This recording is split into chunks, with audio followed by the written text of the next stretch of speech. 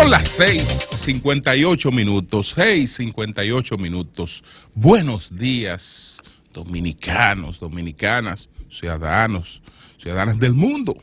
Julio Martínez Pozo, los comentarios de los temas más importantes en el programa de mayor influencia de la radio y la televisión nacional.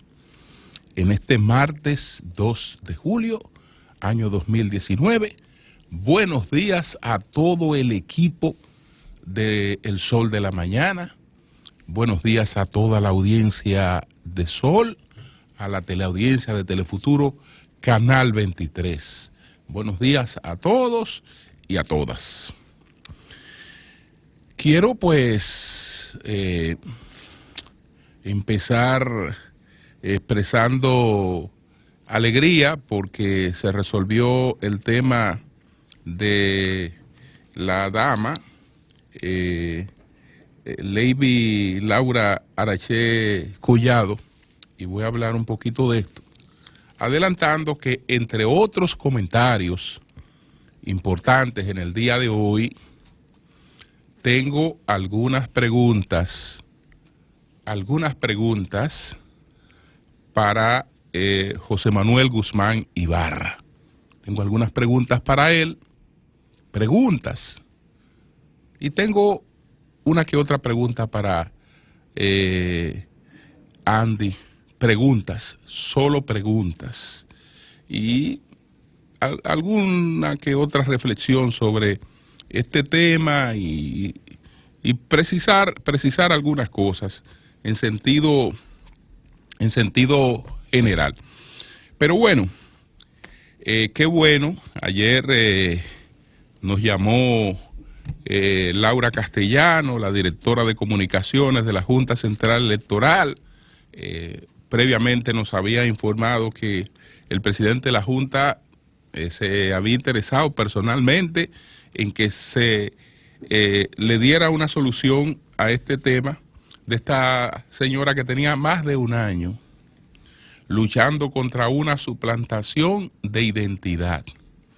Esta señora de la Romana, una joven bailarina que incluso perdió contratos internacionales porque no pudo conseguir su pasaporte, la renovación de su pasaporte, porque esto la tenía prácticamente a ella anulada. No sé cómo ella cobraba, tenía que cobrar en efectivo por su trabajo, o tal vez si estaba en una nómina electrónica, no sé. Pero esto es una situación sumamente incómoda. Pero ¿qué pasa?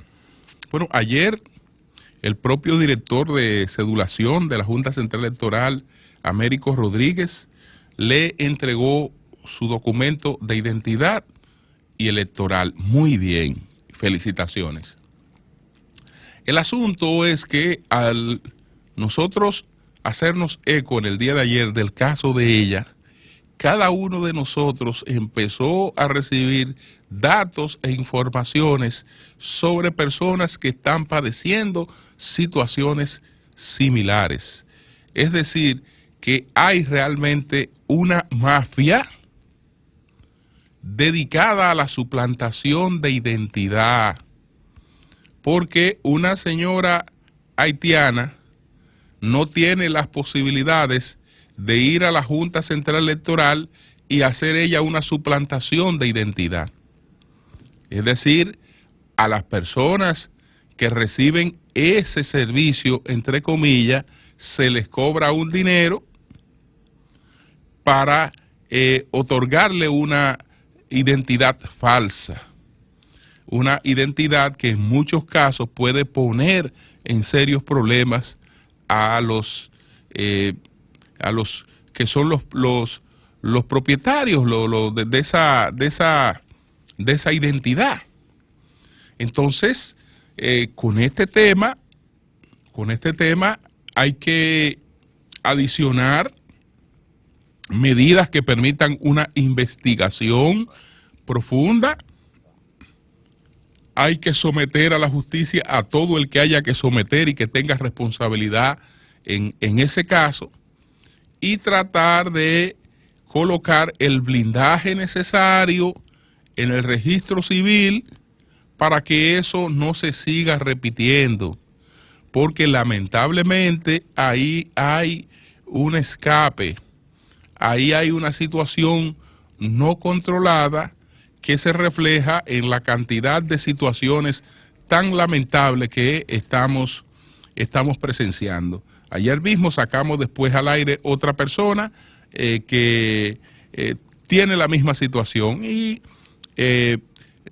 teníamos testimonio de otras cuantas. Entonces, tenemos que seguir trabajando sobre esa temática, no solo haber resuelto este caso, sino resolver ese problema, resolver ese fraude que se está cometiendo con cierta frecuencia en torno a nuestro registro civil, en el que tienen que estar implicadas personas con capacidad de poderlo realmente realizar. Entonces, ese es un asunto.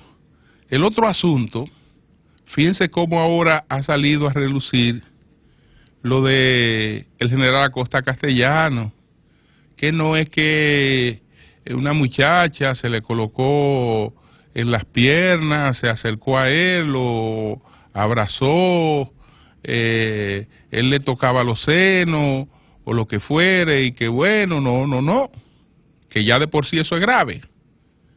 Estamos hablando de una relación de más de 2 años con una menor, que para más complejidad, después resultó una relación compartida, porque con la menor estaba el general y con la menor estaba un coronel de la policía. Entonces, ahí se empieza y el asunto se torna más complejo, y hay otras cosas ahí que vienen en torno a esta historia de la gente que entiende que yo soy lo que yo, el creer que yo soy lo que me muestro públicamente. Es decir, yo soy el que está aquí hablando en estos momentos de manera pública, con una conducta, unas poses, unas determinadas posiciones, pero cuando me retiro a la vida privada, entonces soy otra cosa. Y ya eso no es posible. Afortunadamente eso no es posible. Siempre eso fue falta de integridad, pero afortunadamente eso no es posible. Eso no es posible.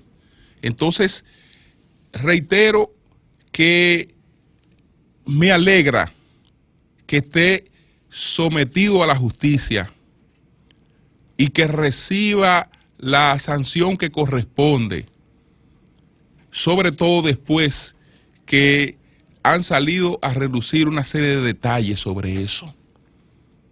¿Por qué? Porque ese era un acto delictuoso de una persona, un acto hasta criminal de una persona que se supone que está para hacer cumplir a la ley, y que tiene que ser un ejemplo en todos los sentidos, porque las posiciones que usted desempeña también arrastran ciertos compromisos.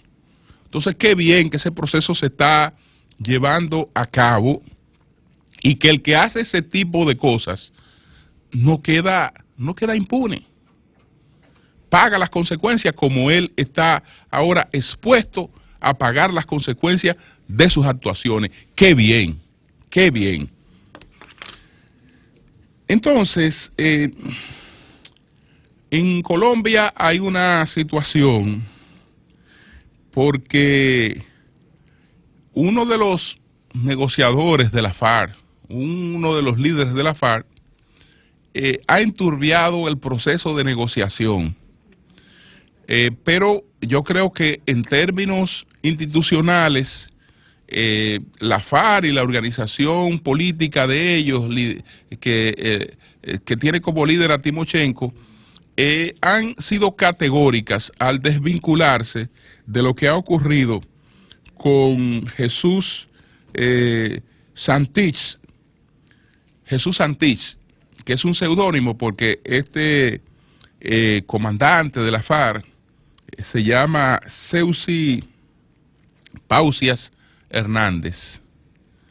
Entonces, este señor, ustedes saben que la FARC se convirtieron en unas narcoguerrillas. Eran unas narcoguerrillas. Vivían del secuestro, primero en una etapa de la protección a narcotraficantes y después incursionaron de manera directa algunos de ellos en el narcotráfico. Y a este señor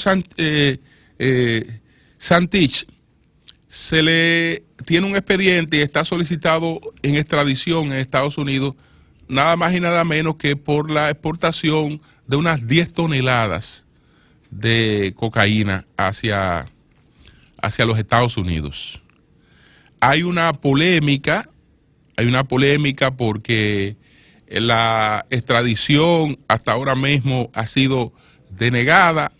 De todas maneras, hay pendiente una decisión del Supremo en Colombia.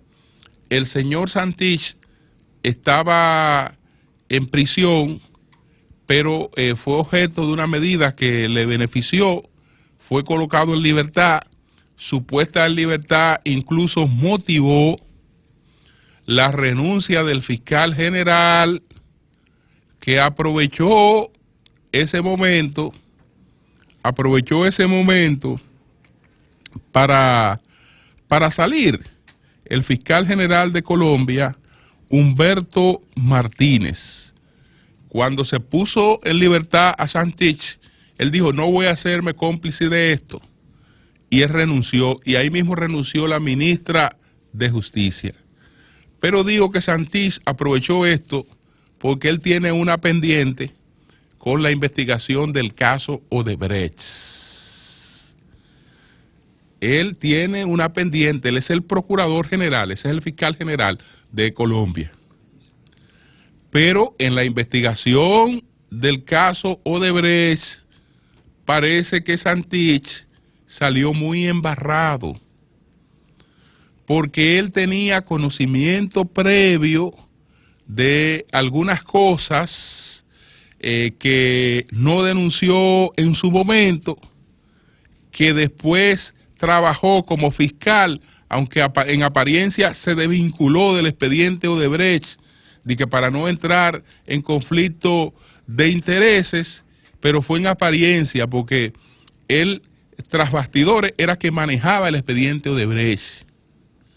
Y qué casualidad, las cosas que se filtraron, después se determinó que las filtró él mismo. Él mismo fue que hizo las filtraciones. Entonces, él tiene un expediente alrededor de Odebrecht. Pero ahora se separó hace un tiempo por la puesta en libertad de Santrich. El tema es que Santrich, que estaba en una zona de protección, él estaba en libertad, producto de la negociación. Estos dirigentes de la FARC y estos miembros de la FARC van a una zona que se llama Espacio Territorial de Capacitación y Reincorporación. Ahí ellos están protegidos, tienen seguridad y se supone que actúan en ese terreno. Este señor se fugó, hizo a lo Pablo Escobar, que a pesar de que estaba en una cárcel que él mismo construyó y donde se supone que tenía seguridad, pues el hombre en un momento determinado se fugó de esa cárcel, y a partir de ahí su decadencia pues no se detuvo. Entonces este está en una zona de seguridad ha sido beneficiado por la libertad. En Colombia hay una resistencia al tema de la extradición y ahora él colabora con todo eso, presentándose como un verdadero delincuente con esta fuga que ha protagonizado. Entonces ese es un tema que está en la palestra en Colombia, con muchos debates interesantes en torno a ese caso. El presidente Danilo Medina regresó ayer mismo, estuvo en la juramentación del presidente Laurentino Cortizo de Panamá. Allá estuvo el presidente Medina, estuvo Evo Morales, estuvo entre otros presidentes Jimmy Morales de Guatemala, Juan Orlando Hernández de Honduras, y entonces Martín Vizcarra del Perú, y ayer fue la juramentación del presidente de Panamá. El presidente Medina viajó alrededor de las 9 de la mañana y ya al atardecer estaba en la República Dominicana. Él acostumbra siempre a hacer eso, permanece lo menos posible cuando haces estas actividades fuera del país, pero en estos momentos menos porque hay que atender los cartones y él tiene que estarle dando vuelta a la cabeza porque él sabe que tiene un tema urgente que resolver, o tiene varios temas urgentes que resolver, además del tema al que se hizo referencia frente a los periodistas, o que es el tema de resolver lo de la reforma, si se va a producir o si no se va a producir, es decir, establecer una posición con relación a ese tema, porque estamos contra el reloj, pero además estamos en una situación de indefinición y de parálisis, y eso tampoco es muy bueno. Entonces, además de que él tiene ese rompecabezas, tiene otra preocupación, otro desafío,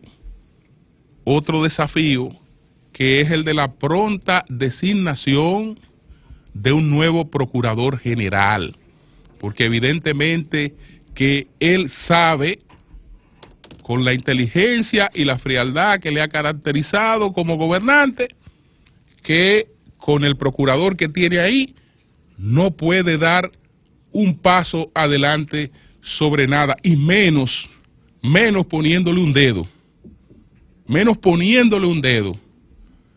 a la instrucción complementaria que tiene que generarse sobre el caso Odebrecht. Ahí hay que buscar un procurador general de la República con credibilidad,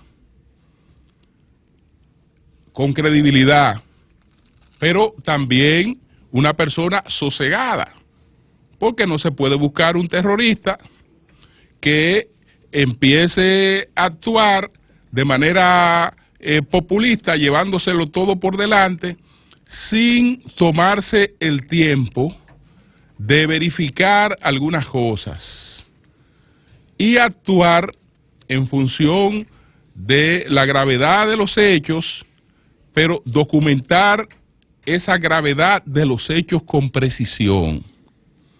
Entonces, ¿quién puede ser ese Procurador General de la República? Creo que es la pregunta que el presidente Danilo Medina se tiene que estar formulando. ¿A quién tengo para colocarlo en esa posición que responda en estos momentos a las expectativas del país, pero que no sea una persona desbordada que venga a crear más problemas que lo que puede resolver? Pero evidentemente que Danilo sabe que no tiene procurador, o que el que tiene lo único que haría sería dañar más la imagen del gobierno y del propio presidente de la República. Eso él lo sabe. Entonces, decía que tenía algunas preguntas para José Manuel Guzmán Ibarra, por la explicación que él dio en principio al informe de Alicia, donde él decía, sí, yo tengo contratación con la empresa Odebrecht, ellos me buscaron para hacerme consultas sobre esquemas financieros y mi contratación no incluía resultados. Entonces, producto de eso, él ha cobrado más de $1 millón, producto de esa contratación que él tenía con Odebrecht, en la que no estaba sujeta a resultados. Por cierto, una contratación más privilegiada que la que tenía Ángel Rondón, que era el representante de Odebrecht en la República Dominicana, porque si Ángel Rondón no culminaba con éxito, no cobraba. Es decir que en el caso, fíjense cuál es el esquema de Odebrecht, con su representante en la República Dominicana, todo está sujeto a éxito.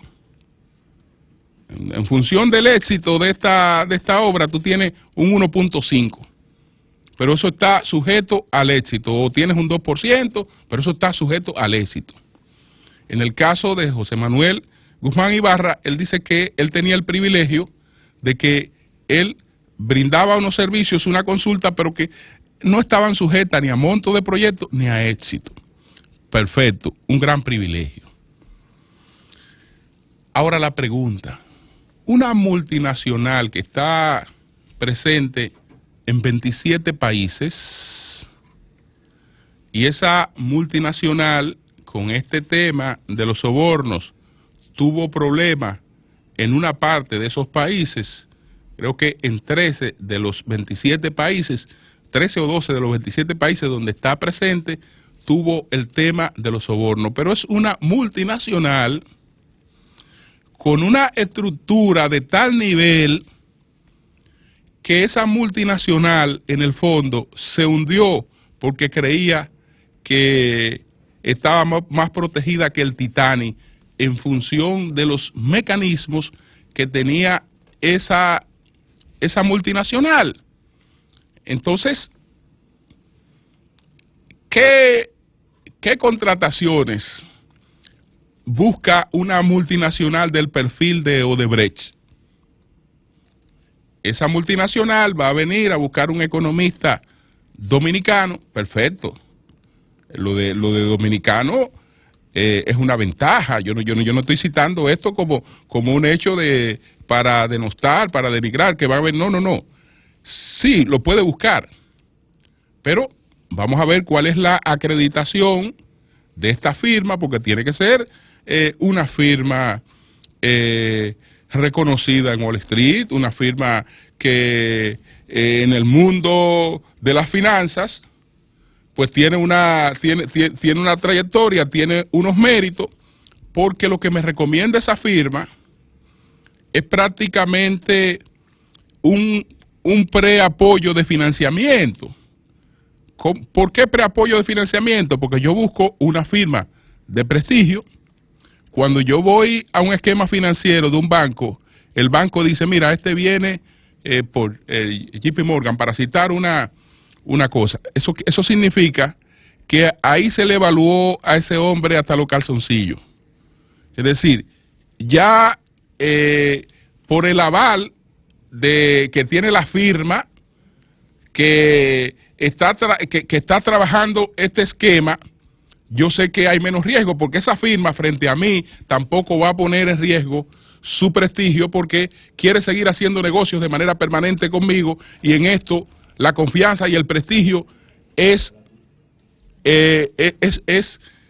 lo más importante. Entonces yo me imagino que él tendría una firma de acreditación internacional para él ser objeto de un contrato por una multinacional con el nivel de Odebrecht.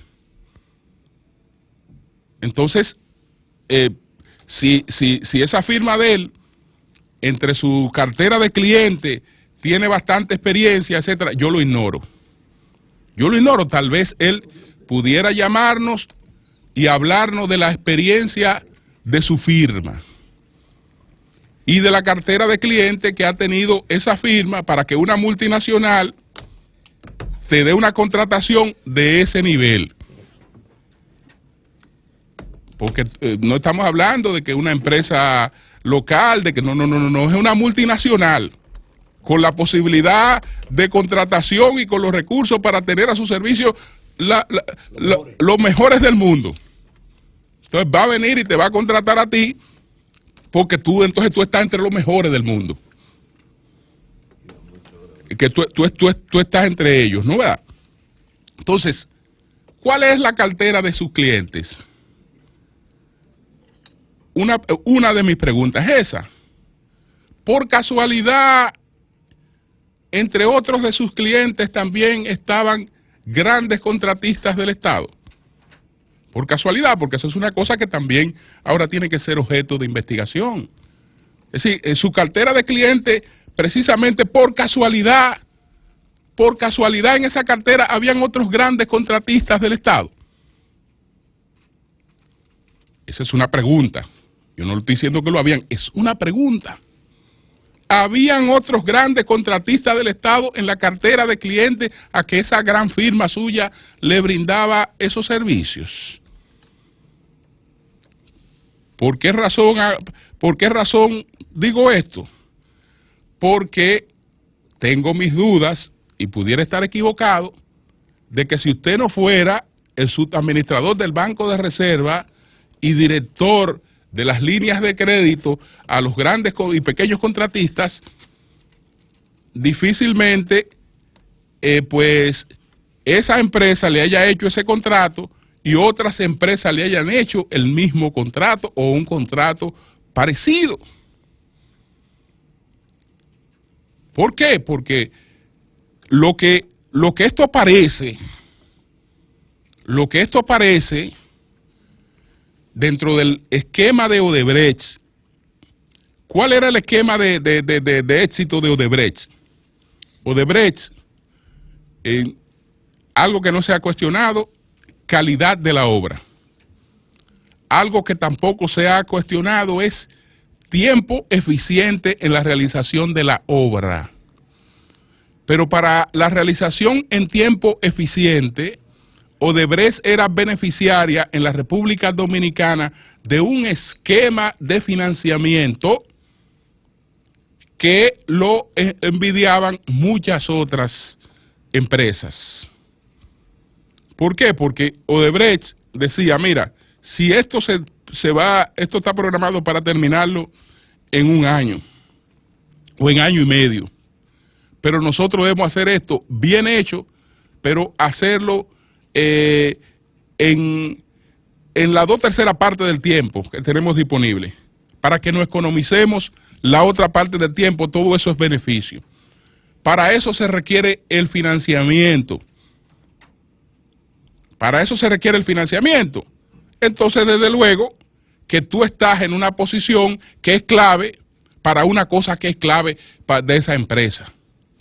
Entonces, evidentemente que esos pagos a ti se asocian más a una coima, a un peaje, a un costo subterráneo de la empresa para mantener sus privilegios de financiación.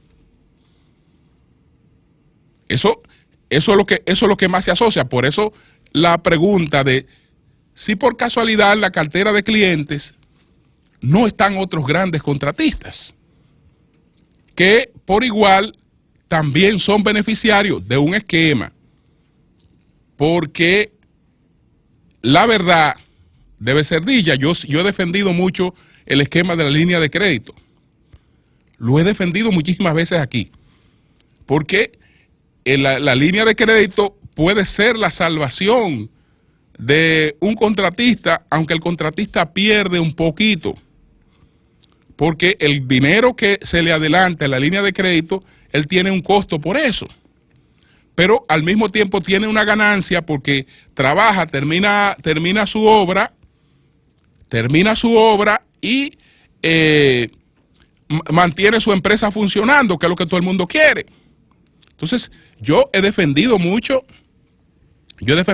ese esquema, pero ese esquema también aportaba algunas quejas, porque cada vez que uno hablaba, por aquí se aparecía uno que otro contratistas no grande, hablando de que se le ponía la vida en China para poder calificar. Y yo decía, bueno, que ellos tienen que tener todos los requisitos, porque para usted poder alcanzarla, tiene que reunir todos los requisitos. Es decir, usted tiene un contraste entre lo que gente más o menos mediana y pequeña tenía que hacer para conseguir lo mismo y lo que algunos grandes versus las facilidades que tenían algunos grandes. De eso hubo queja. Lo que yo nunca me imaginé que detrás de eso había dolo. Había pago y había compromiso. Por eso siempre pensé que eso está sujeto a las normas de un banco. Y en uno que otro caso, personalmente, alguna intervención solamente de exhortación, a ver, fulano si califica, perencejo si califica, sutanejo que califica, pero estaba esa situación. Entonces, ahí están esas preguntas básicamente. Es decir, ¿cuál era su cartera de cliente? ¿Cuál era su cartera de cliente? Entre otras cosas. Por otra parte, en el caso de Andy, bueno, Andy es un economista con la calificación para cobrar lo que él entienda que vale su servicio profesional. Eso creo que nadie lo duda. Nadie lo duda. Nadie lo duda. El problema con Andy es que él mismo admite que es 2 meses después de salir de la comisión de licitación, donde él tenía, porque habían dos sobres, como lo hay en las licitaciones. Una cosa es la calificación técnica y otra cosa es la propuesta económica. Se supone que nos vamos primero a la técnica, porque para yo irme a la económica tengo que ver si usted realmente califica para el trabajo que nosotros queremos contratar, porque usted me lo puede ofrecer a 2 cheles, pero no tiene la calificación técnica. Si no tiene la calificación técnica, a mí no me interesa saber si el costo suyo está por debajo o por encima del que me están ofreciendo. Entonces, perfecto. Él está en la parte económica. Entonces él dice, no, fue 2 meses después que esta gente me contrataron, pero casualmente te contratan lo que han ganado, que yo me supongo que ganaron y que Starling Consulting ganaron porque ellos tenían la mejor propuesta. Y me consultan para eso. Pero ¿para qué ellos me buscan? Ellos me buscan también para que yo le estructure un esquema financiero. Pero en esos momentos ellos no tenían ese problema financiero. Porque el problema financiero, una de las ventajas, una de las cosas por las que ellos ganaron esa licitación, es porque ellos tenían el financiamiento. Y ese financiamiento era del BANDES, del Banco de Desarrollo de Brasil, etcétera. Es decir, una de las ventajas que tuvo esa consorciación era la que venía con la propuesta técnica, pero tenía el financiamiento resuelto. Entonces, nadie le ganaba. Entonces, no, en esos momentos ellos no están necesitando lo que sí necesitaron tiempo después, porque estamos hablando de lo que se produce finales del 2016, cuando viene todo este esquema de Odebrecht, la crisis de Brasil, se tumba el financiamiento de Brasil, bueno, ahí ya es verdad que hay un panorama incierto y que se necesita la estructuración de un esquema financiero. Pero esa no era la realidad que había al momento de la contratación de Andy. Esa no era la realidad que había. No era esa la realidad que había. Entonces, el tema de determinar claramente no es que para quién usted trabaja. Eso tiene que estar claro. Porque usted no puede ser el pitcher y el catcher al mismo tiempo. No. En ese esquema, eso en cualquier parte del mundo, es una cuestión que arrastra un proceso penal.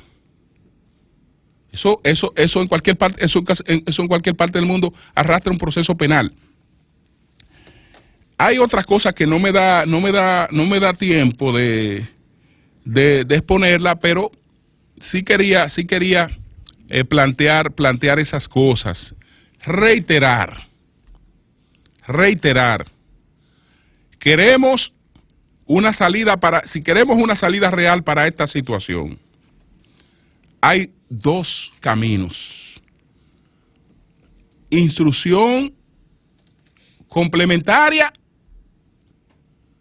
a cargo de un procurador general de la República confiable. A cargo de un procurador confiable. Sin esas cosas, esto lo que va a seguir es atollándose cada día y no sabemos hacia dónde esto conduzca. Cambio y fuera.